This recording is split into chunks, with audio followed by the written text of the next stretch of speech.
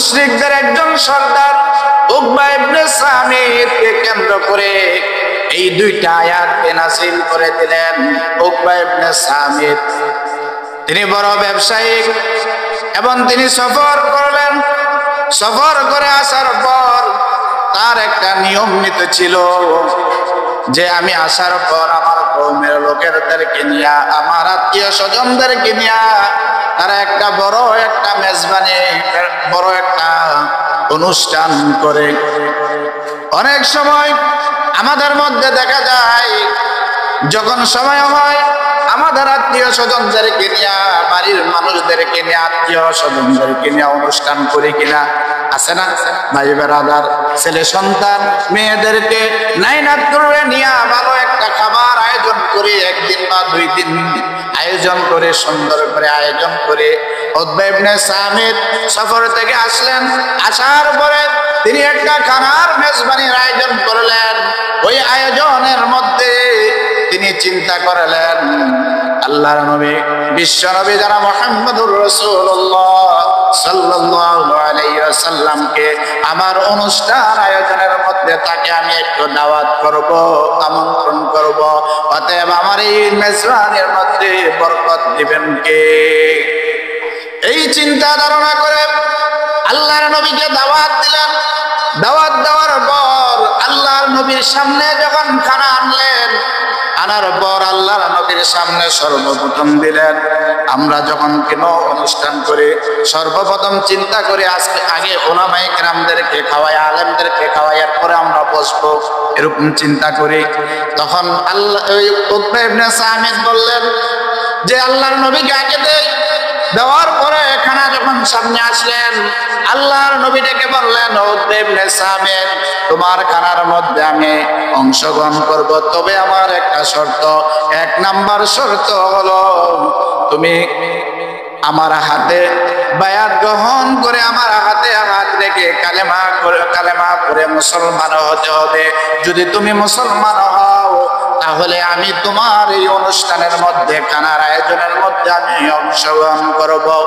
যখন এই কথা বললেন, বলার পর উকবা ইবনে সামিত বললেন, আমি তো মুশরিক, এখন যদি খানার না, এখন যদি আমি নবীজির হাতের মধ্যে হায়াতে ধরে যদি কালেমা গ্রহণ না করে, তাহলে তো দেখা যাচ্ছে আল্লাহর নবী খাবে না, আর সমাজের মানুষ আমাকে অপমান করবে যে তুমি তো আব্দুল্লাহর ছেলে মুহাম্মদকে দাওয়াত দিয়েছ, অথচ উনি তো তোমার খাবার খায় নাই, তাহলে জনগণ কি করে খাবে? এই চিন্তা ধারণা করে উকবা ইবনে সামিত তার কালেমা গ্রহণ করে মুসলমান হলেন। হওয়ার পর ওনার একজন বন্ধু ছিল উবাইদ ইবনে খালেদ, ওনার একজন ঘনিষ্ঠ বন্ধু ছিল। ওই বন্ধু ডেকে বললেন, উকবা ইবনে সামিত, তুমি কামটা করলা কি? তোমার একটু খানার আয়োজনের মধ্যে আল্লাহর নবীকে অংশগ্রহণ করতে দেয়া তুমি কালেমা গ্রহণ করে পড়লা, মুসলমান হয়ে গেলা। এই চিন্তা যখন উবাই ইবনে খালেদ ওনার বন্ধু যখন বললেন, বলার পর তখন বলতেছে, তুমি তো আমাদের ধর্মের মধ্যে চুনকালি মারলা, তুমি কি করলা? আব্দুল্লাহর ছেলে মুহাম্মদের হাতে কালেমা গ্রহণ করে ফেললাম।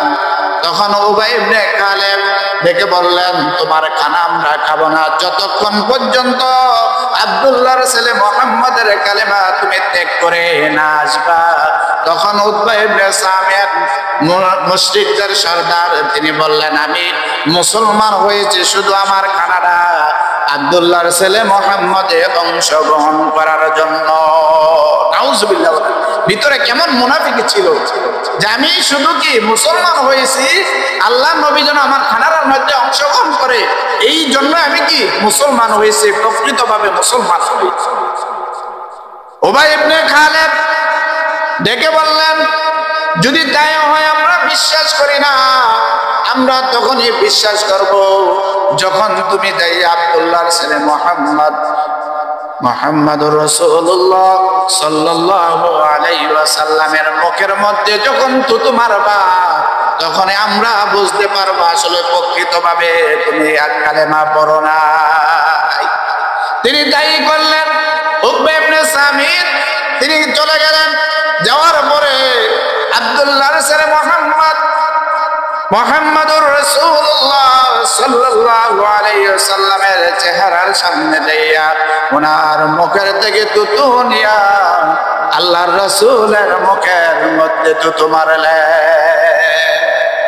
নবী জীবন ভরে কষ্ট হয়ে গেল, কিরে আমার হাতে মুসলমান হলো, আমি খানা খাইলাম, এখন যে আবার আমার মুখের মধ্যে থুতু মারে। বলেন তো এই ঘটনা যদি আমাদের পৃথিবীর মধ্যে, যদি আমাদের সমাজের মধ্যে ঘটতো, তাহলে কেমন মারামারি আর খুনাখুনি হইতো, হইতো না? যে আব্দুল্লাহর ছেলে মুহাম্মাদের শরীরের মধ্যে মশা মাছি মশা হারাম, আল্লাহর নবী যখন রাস্তা দিয়া যখন রওনা হতেন, পাথরের উপর দিয়া পাথর তোলা হয়ে যেত। আল্লাহর নবী যখন রাস্তা দিয়া চলতেন, মেঘ আসলে মেঘ ছায়া হয়ে যেত। সেই আল্লাহর নবীর গায়ের মধ্যে মশা মাছি মশা আরাম হয়ে যেত, অথচ সেই আল্লাহর নবীর মুখের মধ্যে থুতু মারলো। আল্লাহর নবী কষ্ট পেলেন।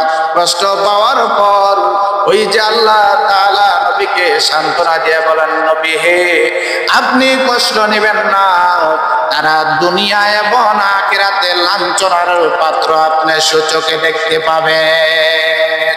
ঠিকই আল্লাহর নবী বদরের যুদ্ধের মধ্যে দেখতে পারেন লাঞ্ছনার অপমান হয়ে দুনিয়ার থেকে বিদায় হয়ে গেছে, আখিরাতে তাদের জন্য কঠিন শাস্তি রেখে দিয়েছে।